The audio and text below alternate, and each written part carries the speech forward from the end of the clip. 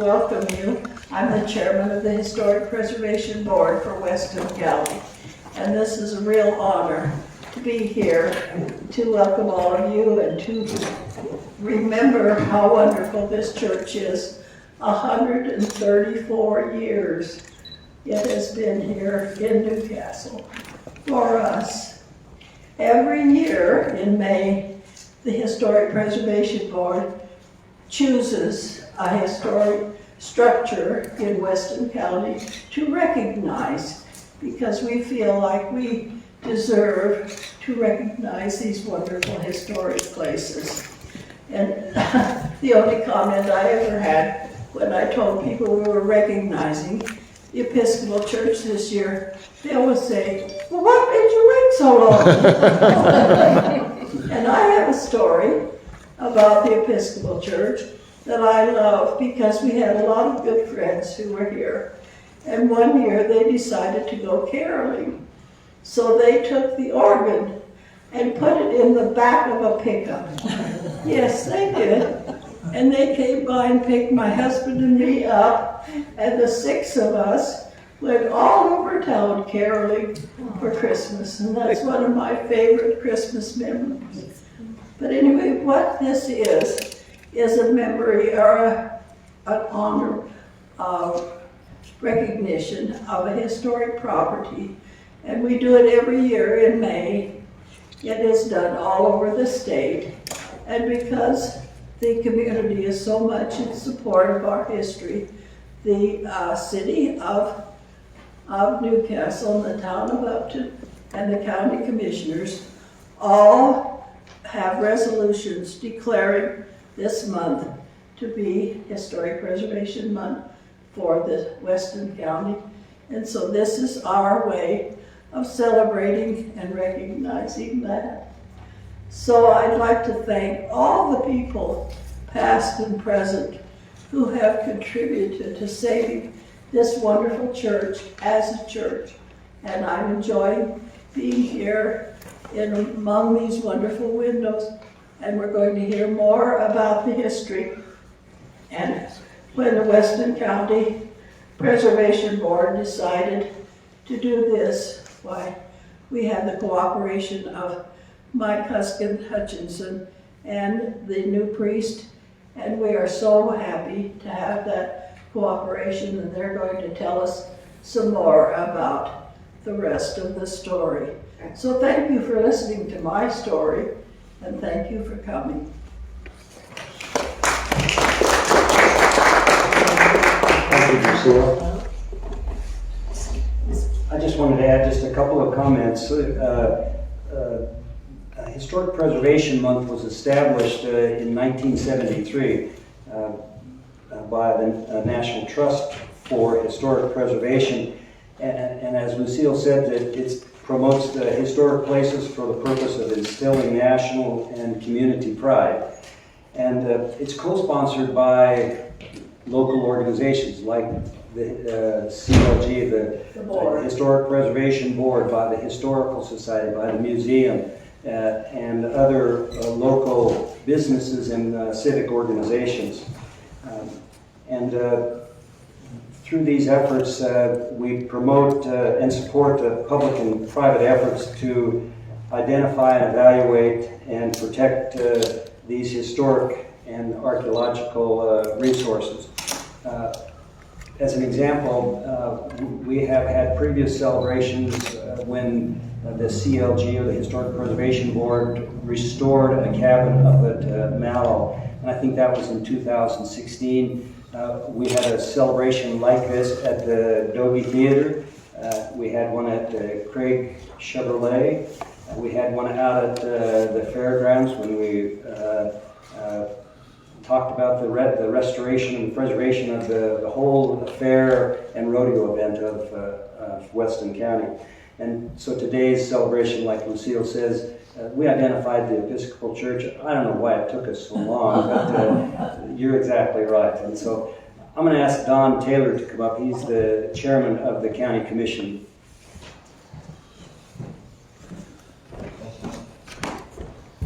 Well, first, thank you to Mike for inviting me. It's an honor. I have to admit, I've never been in here, but I've been in Weston County for about 13 years, and I'm in here, and I'm almost in awe of the windows and the way this building looks, and what a better place to honor and become a historical site. When Mike asked me to do this, I was a little nervous because I didn't know a lot about the history of the church, so I did some homework. And I'm still amazed at what a small world this is. But obviously it was founded in 1889 and then consecrated in 1890. But the first Christ Church was a Protestant Episcopal church. It was founded in 1695, and it was founded in Philadelphia, Pennsylvania, which is where I'm from. So when I saw that, I was like, wow, that's incredible.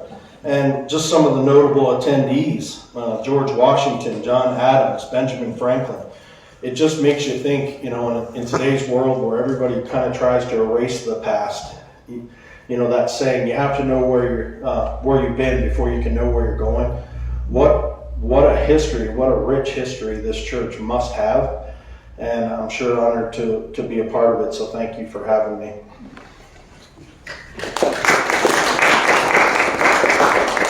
Thank you, Don.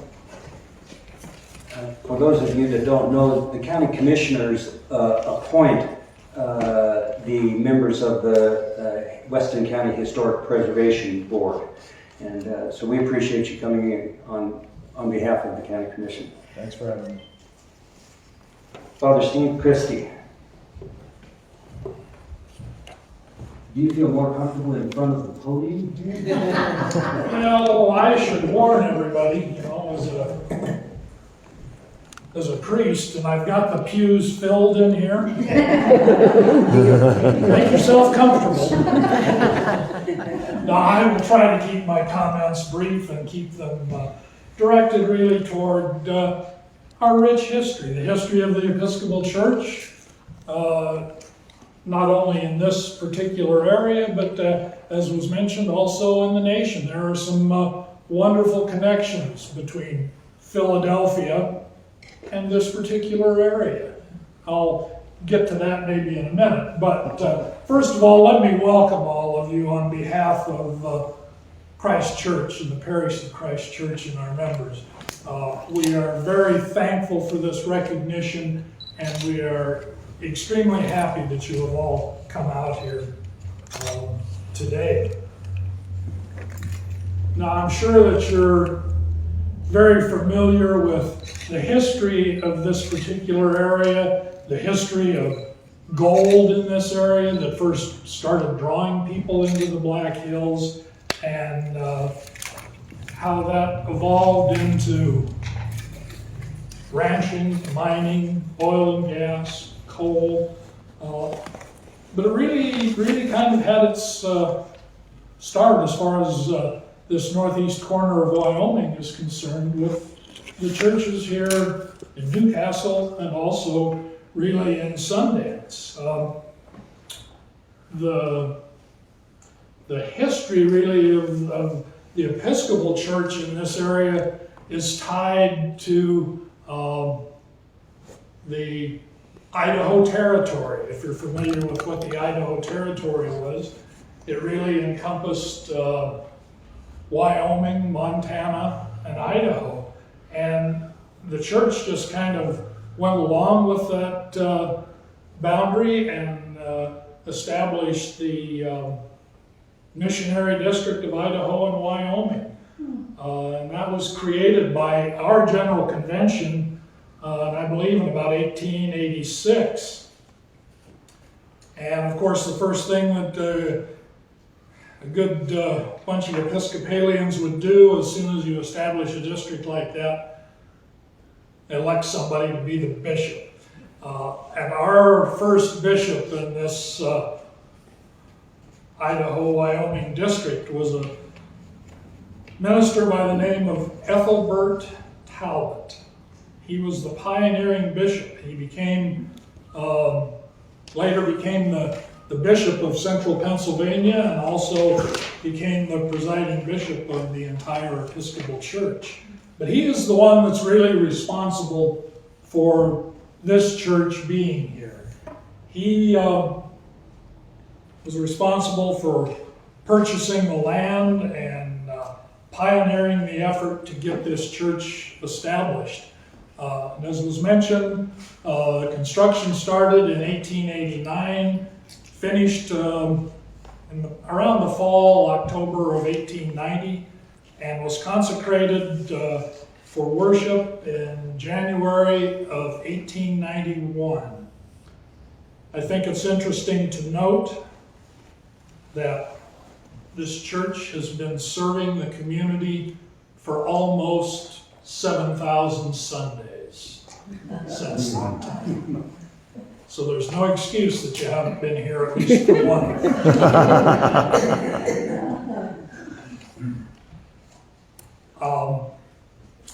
Reverend Talbot, as I said, he was elected the bishop of this missionary district. And of course, the history of Wyoming, the railroad came across the southern part of the state, and he, of course, established Laramie as the site for the Episcopal Cathedral in Wyoming. But the state was growing rapidly and moving towards statehood, and he recognized that communities were in need of churches. And he was able to visit many of these locations, purchase the land, and get construction started for these churches. He also was very good at raising money and twisting arms from people primarily back east to fund these missionary churches. Philadelphia was mentioned.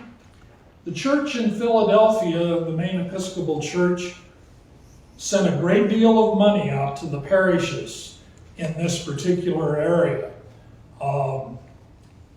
There were two women that were really fundamental in seeing that money was sent out to this area. And I'll ask my wife to make sure I'm getting this right. I believe they were nieces, is that right? They were nieces, grandnieces of Alexander Hamilton's. Wow. And the church in Spearfish that was founded about this same time in the 1890s has more of that history connected with it. But these two women organized Philadelphia to make sure these churches could get established out here. And it's really an interesting connection that we have with that particular situation. Our first priest that served here in Newcastle was a gentleman by the name of J.E. Slugger. He was the first victor. He was the victor here when the church was consecrated.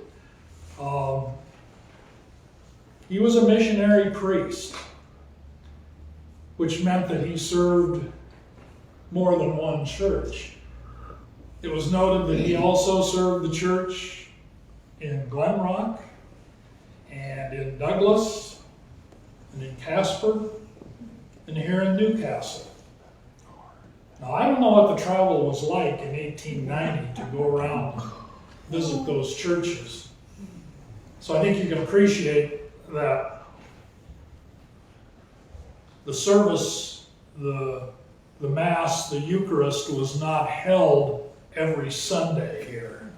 The church was really lucky to have that missionary priest show up here once every couple of months for the service.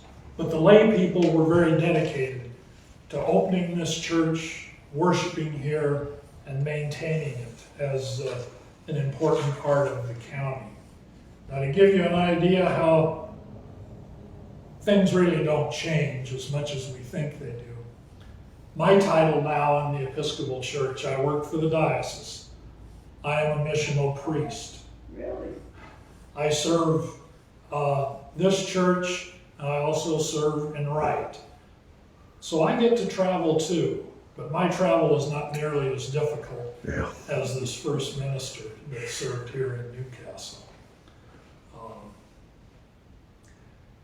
One thing I guess that as much as it changes and we think we get new ideas, we probably just revisit a lot of old ideas and recycle them. But it's really a wonderful situation to serve this church and to be part of that history of Christ Church going into the future. And while this building is important to us, it's a symbol of our faith, and a symbol of our strength in the community. The church is really our people, and the strength of our church is what we do when we walk outside these red doors. But we are so proud of this building, and we appreciate the recognition. Now, many of you know Mike, and he has been here in Newcastle for 35, 40 years, something like that. Couple of sons. And he really knows much more of the history of these wonderful stained glass windows and many of the people whose names are mentioned there.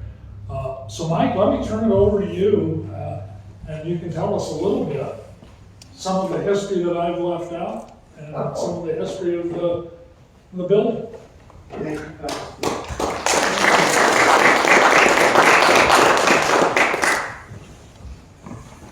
We won't have to worry about, I can't see you, and I got new eyes.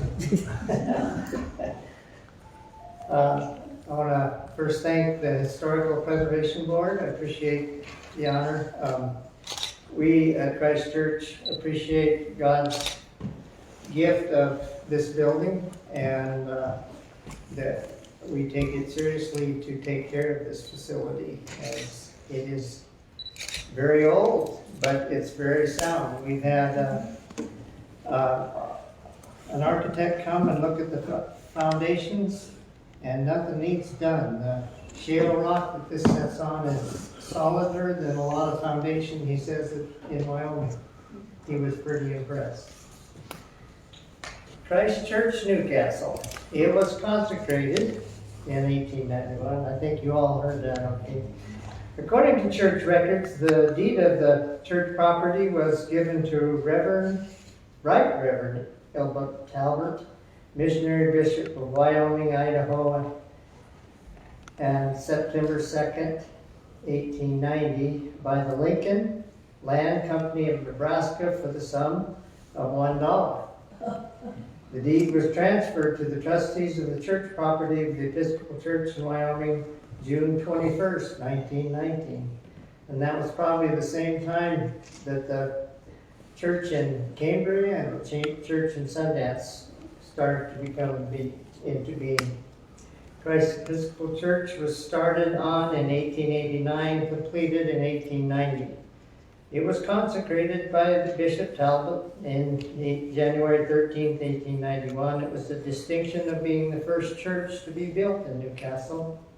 And the Reverend Salter was incumbent at that time. In early years, it was surrounded by pine trees. It was called the Church in the Pines, which were common to this area, but through the years of drought and pine beetle, this is no longer the case. In 1889, the early Episcopal Church was being held in Meyer Franks Hall while the new church was under construction.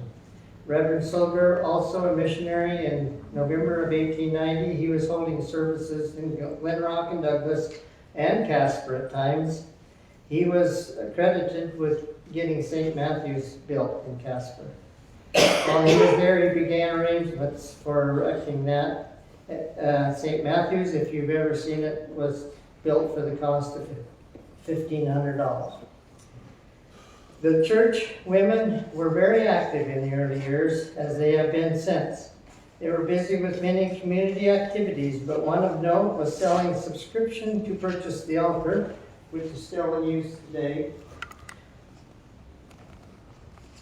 And the dedication was done in 1891, and the building lot was valued at $2,500. It was a pretty good deal to buy it for $1, huh? Yeah. May 2018 Christ Church Episcopal talk. We had 125th anniversary, which was a year late at Christ Church. And this is the talk I gave at that time. We also dedicated one of the windows that I'll talk about, which had no dedication, and it was dedicated to Mary Katz, which is right behind Father there. The window over the altar was consecrated in 1931. It is the Schoonmaker Memorial. And we don't know much, but we kind of know that that was made in Germany, and that the place where they made that was destroyed, and so was the craft lost how to build that kind of window. The window east of the altar with the shield, which is here, it's kind of hard to see. And I don't know the history of, it was given in memory of Steve Van Buren. Christ Episcopal Church anniversary celebrated on May 7, 2016, and a dedication of a window to Mary Katz, a member of Christ Church for many, many years. It's in the southeast part of the church. It is the star cross with palms wrapped around the cross. The window with the cross and palms has no dedication.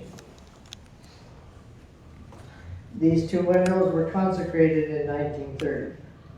The window honoring the memory of all who have been members of Christ Church is the crown of thorns and nails. I should have looked at these. Okay, right there. The Howell Memorial window is the torch and was consecrated there in 1937. The Moyer Memorial window was consecrated in 1938. It is the Easter lilies and is also in memory of Harry Sedgwick. And it would have been interesting to see how many votes may have changed because of Gordon's actions, because of the response of their communities after those bills were passed, specifically the gun-free zone bill. I think that we would have very much seen a change in votes on that one. I think you would have seen more nay votes on that than you had before. So you're saying that that some folks were counting on the governor veto in that one? I very much 100% think that especially school districts, courthouses, places like that were banking that the governor was going to go, no way are we letting guns in these areas. And I think that their response afterwards may or may not have swayed some of those representatives and senators to vote a different way because the response was strong. And is also in memory of Harry Sedgwick. The window honoring pioneers was consecrated in 1938, and it was the devil. The window with the anchor in the back northeast corner has no dedication. The window in the back west, which is an art form in itself, was dedicated to the Episcopal Church women of Christ Episcopal Church. The window in the back east of the church is in memory of Ralph and Ruth Kemport. It was paid for by the ECW Bridge Marathon. The two windows in the narthex, which is the entryway, the one on the left, I believe, is in memory of Ruth and Ralph Kemport, and it was paid for from the church with Women's Fund. Then there's one that is from St. David's, Cambria, and it's called the Christos window. Is that the actual window that keep from St. David's, yeah. Yeah. Nice. The window over the entry of the church with Christ and the sheep, history can't be found at this time, but it is very beautiful and a great addition to the church. It is built in the same form as this kind of, that window, so went through a lot of minutes and I can't find where it was dedicated. But somebody put a lot of work into it, and that was probably interesting putting it up on the wall up there. So if anybody ever hears or knows of where that came from, I'd appreciate it. The window with the hand of God is a Wells Memorial window and is dedicated in memory of Thanksgiving of Dorothy and Earl Johnson and their work and dedication in Christ Episcopal Church. There are many leaders and members of Christ Church, and they all had a part of building this building and keeping it operating from 1889 to the present, a list of which is displayed in the parish hall. Christ Church has held the Shrove Tuesday Pancake Supper for the last 71 years, only missing during COVID. The last few years it has been held with the help of the Methodist Church members. The cornerstone was removed at the 100th anniversary of the church, and the items that were in the copper box were in a display case in the parish hall, and Mike has some of them here. And which the parish hall was named after the late Father Hayes. Items from 1991 were placed in the new container, and cornerstone was rededicated by the Masons in 2016. We held the 125th anniversary celebration. It was a year late, but had large attendance, and at the same year as Mary Cap was honored. And that Did you concludes. say Hadis? Hayes was his name. Hall. Yeah, I knew him. yeah. And that's when they built he was here when they built the hall, and that's why they named it after him. Yes. According to records, anyway, Yes, that's what the I minute knew his says. wife also. Yeah, Lovely people. and I heard before that with the hall, there was an old wood shack back there, but I wasn't here, so I don't know. I don't know that. Yeah, that was in the, But I did know them, and I just admired them so much. he came in 48, I believe. Yes, and it was in the 50s when we came here. Yes. So, if there's, Mike, go ahead. Does anybody have any questions for Mike regarding his history of the windows? Wonderful. Thank Wonderful, you. yes, outstanding. Well, on behalf of the Weston County Preservation Board, we'd like to present Mike, the senior warden, and Father Christie, a certificate of Building Preservation Award presented to the congregation, as you said, Father Christie, for Christ Church Episcopal. Congratulations.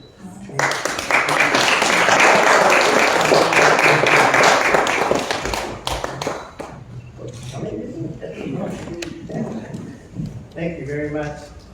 There's something not mentioned. You run into a lot of people across Wyoming, which I've been across the state quite a few times, that have either been married or baptized or visited here at one time in their life or another. So it's something that a lot of people know about, except our county commission. Sorry. You ever been picked on, though? I can take it. I missed out. And thank you all for coming. Well, thank you. And there will be, We have some refreshments in a little bit, but I want to just talk to you briefly about the Cornerstone documents. And so, you know, we, as people living in a community, have an opportunity that comes up maybe every 100 years. And if you're around, you get to participate in an opening of a cornerstone that's been placed there 100 years ago. And I grew up in this church when I was a child in Newcastle, and then when we moved back here, I was a member of the church, and it was during that time that was 1990. And so we pulled out the cornerstone, and Mike was part of that, Janet was part of that, all of the Sunday school children were part of that historic day, and I can't remember the man's name right now. I should, from Newcastle.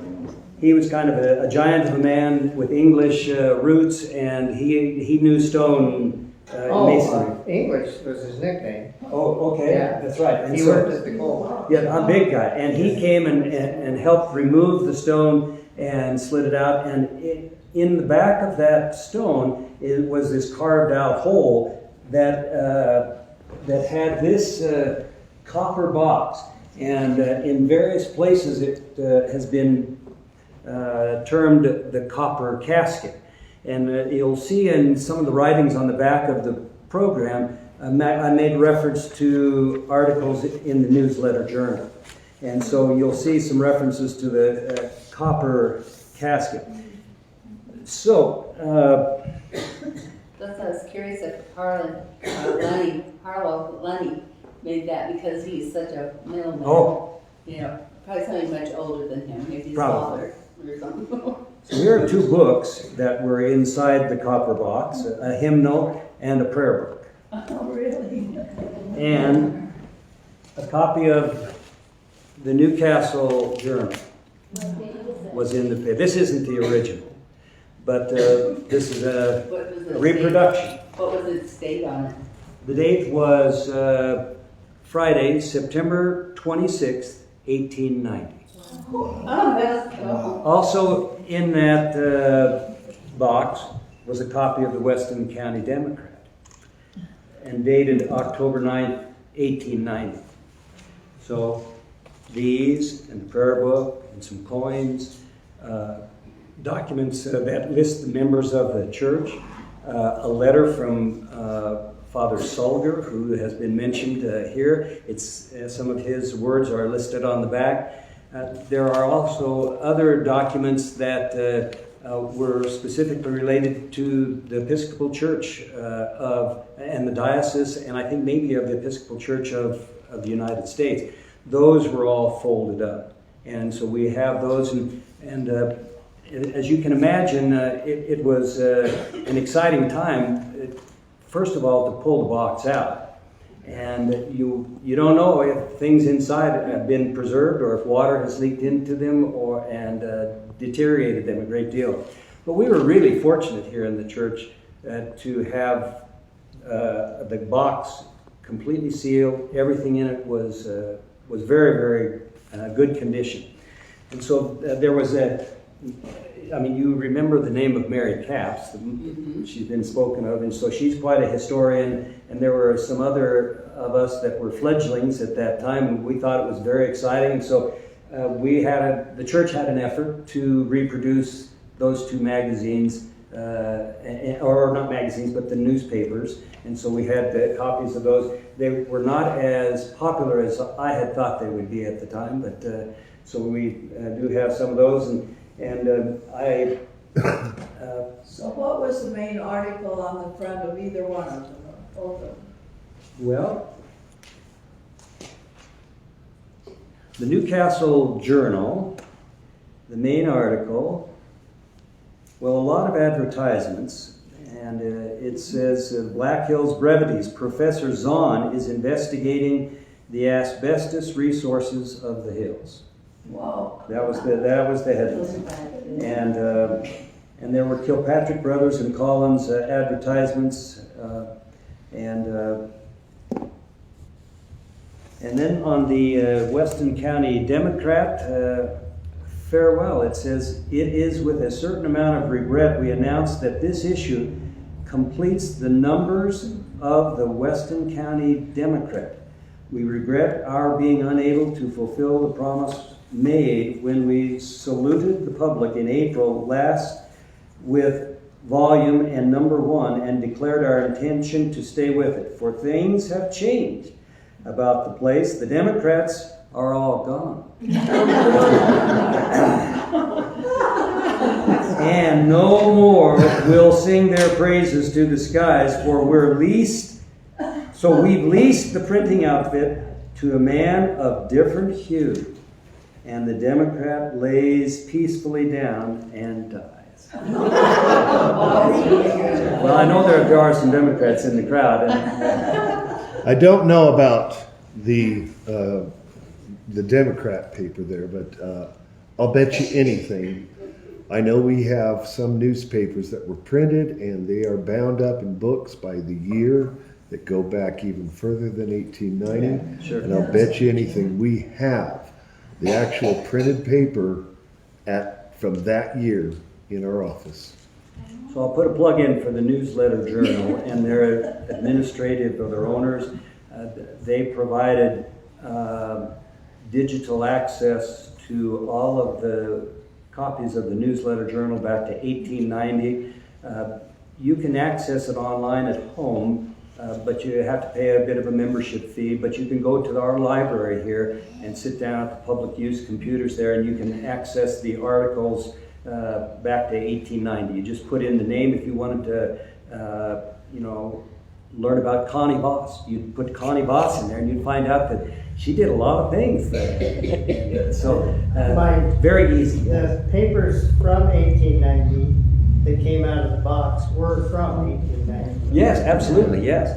And so They were in perfect condition. there were coins that were in here, and this was just chock full. And it was amazing to us that all that material Fit in there. fit in there, A yeah. little bit crushed, but unscathed, Yes. Yeah, the welder, in my mind, I don't know how they welded that and caused the vacuum in that. Somebody knew how to weld that to me out there.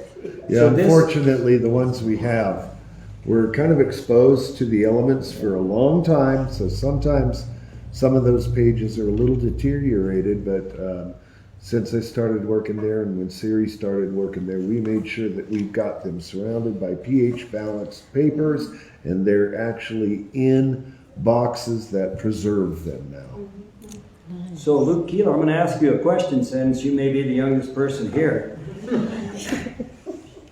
If you pull out a copper casket and unload all the stuff, and you put the cornerstone back in, what do you do?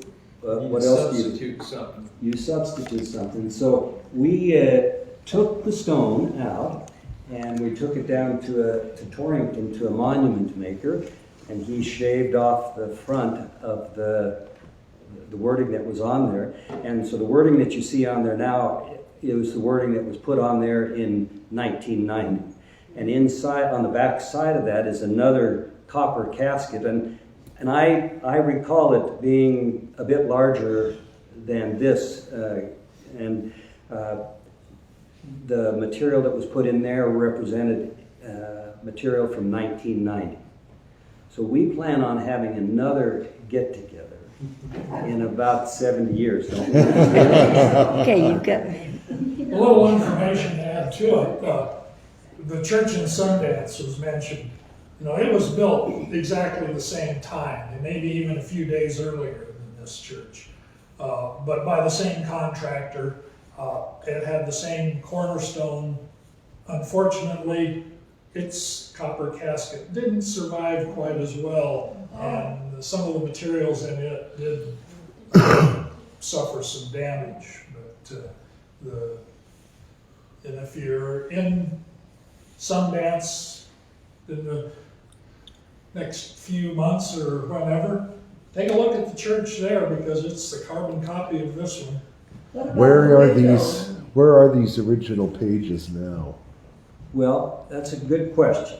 I think they're in archived envelopes, similar to this. Okay. Similar to this. And so this is one of the documents, or two of the documents that came out of that box also. Kilpatrick Brothers, General Merchant, and it has some names of the people there. It says John Larimer, October 11th, 1890, and then Bank of Newcastle. It looks like a note, perhaps. Well, no, I think the bank had the capital of $50,000 at that time. Incorporated, 1890. So it's a note card that the bank distributed as a. That's cool. Is that on display somewhere? Well, yes, over in the parish hall where we're going to go after this, there's a display case there. The box came out of there. Some of the reproductions of the newspapers came out of there. This was in there. The prayer book and hymnal are there.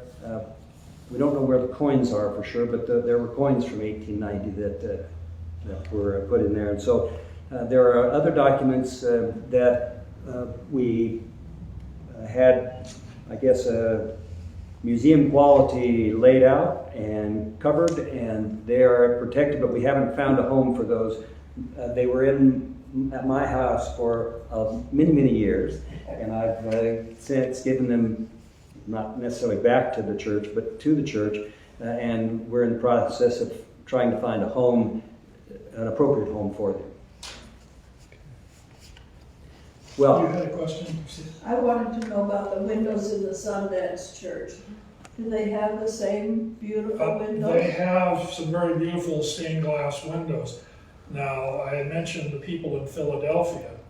Originally, the glass in the church in Sundance was cathedral glass that had been shipped from Philadelphia and paid for by the church in Philadelphia. Really? Now,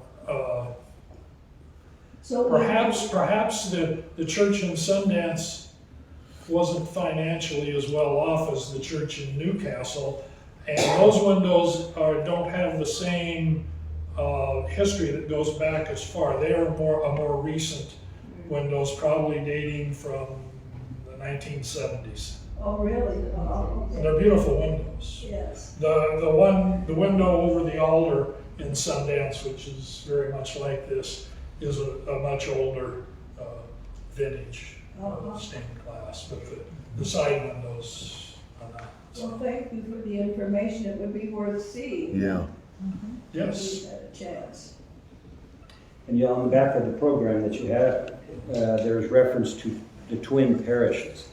And so I think most people that have attended church here and in Sundance, they've been yoked for many, many years, and the priest that served here would serve in Sundance, and so that path is not, now in operation, but it operated that way for many years, and it is very interesting. If you go up there, you walk in the door and you think you're in this church, absolutely.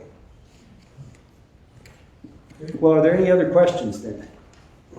Well, while you're captive here, I was told that somebody is celebrating your birthday today. Is that Lucille Dumbrell. Oh, We have this wonderful red book that's in everybody's pews. You're in church, so we are going to say a prayer for Lucille on her birthday. If you would turn to page 830 in this red Book of Common Prayer.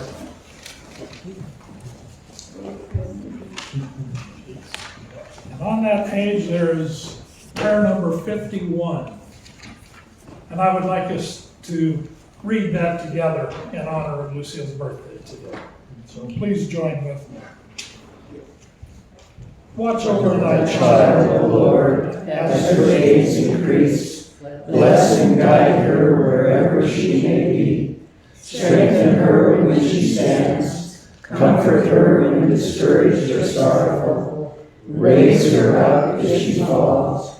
And in her heart may thy peace, which passes understanding, abide all the days of her life. Through Jesus Christ our Lord. Amen.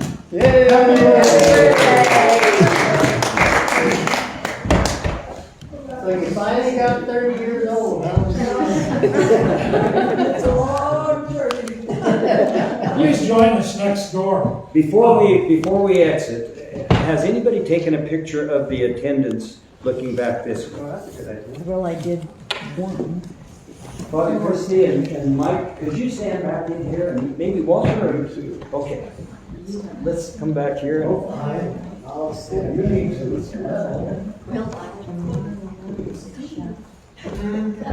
Why did I not expect that? Betty, why don't you sit here? We'll mooch off of Walter's camera.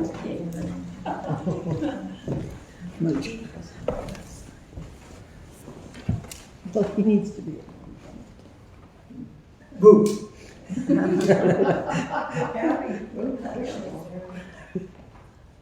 There we go.